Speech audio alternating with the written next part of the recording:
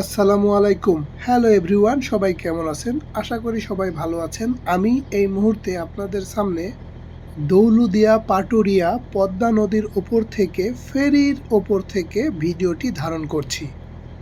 আপনারা হয়তো ভাবতে পারেন আমি কেন ভিডিওটি ধারণ করছি, কারণ শুধু একটাই, সেটা হচ্ছে দেখুন কতটা সুন্দর দৃশ্য। একটা নদীতে কত সুন্দর দৃশ্য দেখতে পাবেন আপনি যদি দৌলুদিয়া পাটুরিয়া রুটে পদ্মা নদীতে এসে লঞ্চে অথবা ফেরিতে করে আপনি এপাশ থেকে ওপাশে পার হন, তখনই দেখতে পাবেন কত সুন্দর মনোরম পরিবেশ, সিনারি আপনি এখানে কিন্তু দেখতে পাবেন।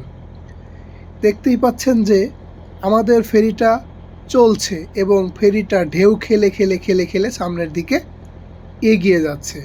বনলতা ফেরিতে এই মুহূর্তে আমরা দৌলুদিয়া প্রান্ত থেকে পাটুরিয়া প্রান্তে পৌঁছাবো এবং এই পাশ থেকে দৌলুদিয়া পাশ থেকে পাটুরিয়া পাশেই দেখা যাচ্ছে, দেখেন একেবারেই কাছেই মনে হচ্ছে।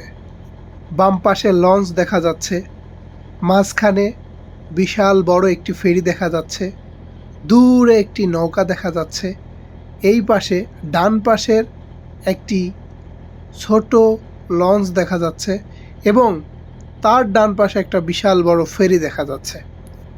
আসলে পৃথিবীতে আমরা এসেছি মুসাফিরের মতো, অথচ আমরা কি জানেন, আমরা সহজে ঘুরি না।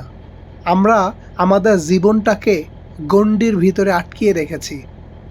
হয়তো আমার এলাকা অথবা পাশের এলাকা অথবা একটা ইউনিয়ন অথবা একটা থানা অথবা সর্বোচ্চ একটা জেলাতেই ঘুরেছি, অথচ আপনি পৃথিবীর এত সৌন্দর্য আপনি কখনো দেখলেন না, ঘুরলেন না, ফিরলেন না।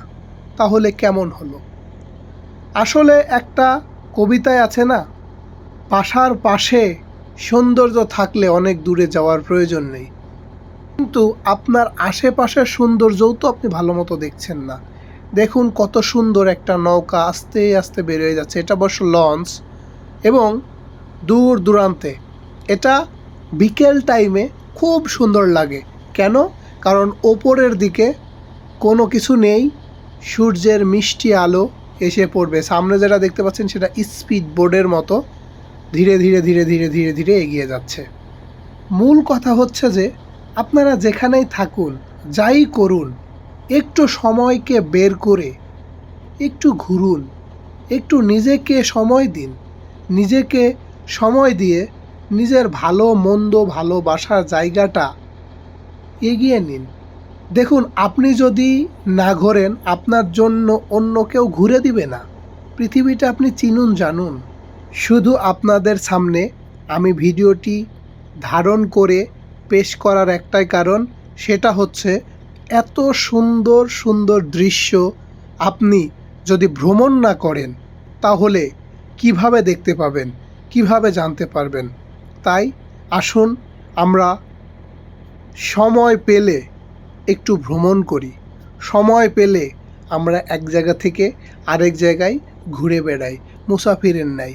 দৌলুদিয়া প্রান্ত থেকে পাটুরিয়া প্রান্তে মোবাইলের ভিডিও ক্যামেরার মাধ্যমে আপনাদেরকে এই পদ্মা নদীর ভিডিওটি ধারণ করার চেষ্টা করলাম। সকলে ভালো থাকবেন। প্রতিনিয়ত নিত্য নতুন ভিডিও আপনাদের সামনে নিয়ে আসব। ধন্যবাদ সকলকে, পাশে থাকবেন।